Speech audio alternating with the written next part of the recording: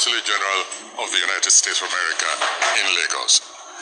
Dear Mr. Soyinka, this letter serves as official notification by the United States Consulate General in Lagos that the nominated visa listed below has been revoked, no longer a valid application for entry into the United States. Hello everyone, welcome once again to Think Tank TV, and thank you so much for joining me. Now, it's no news that yesterday Wole Soyinka's visa was revoked by the US government, and it actually made me to laugh when I found out that he was acting surprised. He said he doesn't even know why they revoked his visa, that he's obviously a law-abiding person, and when he saw the message, he thought it was one of these Yahoo boys. Later, he began to think it was AI, and later, he now found out that it is true, that he doesn't know where he went wrong or what he did that warranted them to revoke his visa.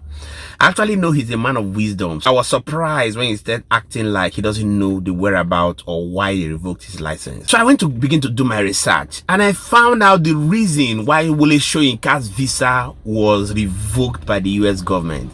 I stumbled on an article that was written on Guardian 8 years ago. Guys, let's go through it so that you can see for yourself. So it was put out by Guardian. It says Wole Soyinka confirms he destroyed his green card after Donald Trump's win. The Nobel laureate who threatened to destroy his green card last year confirmed he has done so as an act to protest before 20th January inauguration ceremony. After threatening to do it a week before the US presidential election last November, Nobel laureate Wole Soyinka has confirmed he has destroyed his green card because Donald Trump won. Soyinka, the first African writer to be awarded the Nobel Prize in Literature, was jailed twice for his criticisms of the Nigerian government during the 1960s, famously composing protest poems on toilet paper from his cell in solitary confinement in 1994. Now, Soyinka's passport was confiscated by the de facto president Sani Abacha after he urged Nigerians to pay taxes, as their money would aid the military. After years of living in voluntary exile and teaching overseas, Soyinka eventually sought refuge in the United States that same year with the help of the former president Jimmy Carter. He later received a death sentence in absentia in 1997 from the regime under Abacha. On 2nd November, 6 days before the US election, Soyinka told a student audience in Oxford University that he would on his own self-describe wolesoyinka if Trump won and destroy his green card. If in the unlikely event he does win, the first thing he would do is to say that all green card holders must reapply to come back to US. Now, well, I am not waiting for that, he said at the time. The moment they announce his victory, I will cut my green card myself and start packing up. In an interview with The Atlantic on Tuesday, Soyinka confirmed that he had followed through on his pledge to destroy his green card if Trump won, as he celebrated Thanksgiving with his family in the US. Soyinka, who has returned to living mainly in Nigeria since Abacha died in 1998, said he had made his green card inoperable. He did not expand on how he had destroyed it, but said, I don't have strong enough fingers to tear up a green card. As long as Trump is in charge, if I absolutely have to visit the United States, I prefer to go to the queue from the regular visa from others. I'm no longer part of the society, not even a resident. Soyinka described the act as cathartic. I delivered myself from the uncertainties, from discomfort, from internal turmoil. In an interview with Nigeria's The Interview magazine in November, Soyinka said he would destroy his green card in preparation for Trump's inauguration on 20th January, and that if he felt disaster in his mirror as he watched the election, some results come in, Trump's wall is already under construction, he said.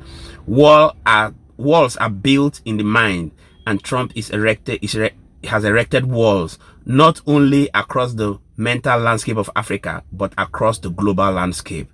So you can see for yourself the reason why Obviously, Donald Trump has reacted. Of course, the internet never lies. These records are there. And for Wole Soyinka to say this about 8 years ago, it means he obviously dislikes Donald Trump. And today that Donald Trump has become the elected president of the United States of America, obviously, he's going to revoke his license. So in case you're surprised of why Donald Trump has revoked his license, this is obviously the reason. I'd like you to do your best to drop your thoughts in the comment section. Tell me what you think about the revocation of Nobel laureate Wole Soyinka's visa, and we shall continually be here to serve you. Many thanks indeed to all our viewers and returning subscribers. We truly don't take it lightly. My name again is Moses, and this is Think Tank. See you on the next video. Was it the person that said that if this guy wins the election, that he would tear his result? That's Wole Soyinka.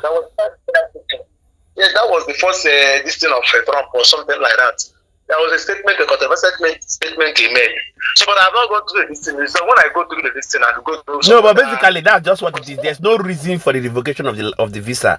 But this thing you're saying now seems to align with my history. There was a time he made the statement and people started mocking him, saying, "Why are you reneging from your this thing, your vow or what?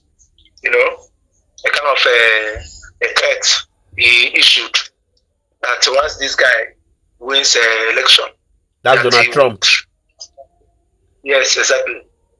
So, but at the end, he did not recant it, and so I don't know whether it's just effect of that statement that just took place. But when I read that, when I go through it, because I think what I do is that I try to read from various sources, because I don't just go through one source. I don't go through Nigeria, News Agency of Nigeria, and they kind of say they are liars. They pay lies. Okay, but now he's saying that they had invited him for a interview to I think the United States consulate in Nigeria had invited him for an interview to, I think it's to reactivate his visa or to extend his visa to visa to US, but I think he ignored that invitation. Could that be the reason why? Like I told you now, it is when I go through a story, because this is a developing story. So when I go through it, because one thing about me is that when I read any content or any story, I don't take it at face value or like I think. I try to analyze it and make certain, inform the input and the extraction of the story before, making a comment about it. So now that I've not done this one, I don't think I'm in position to say anything, so that let me know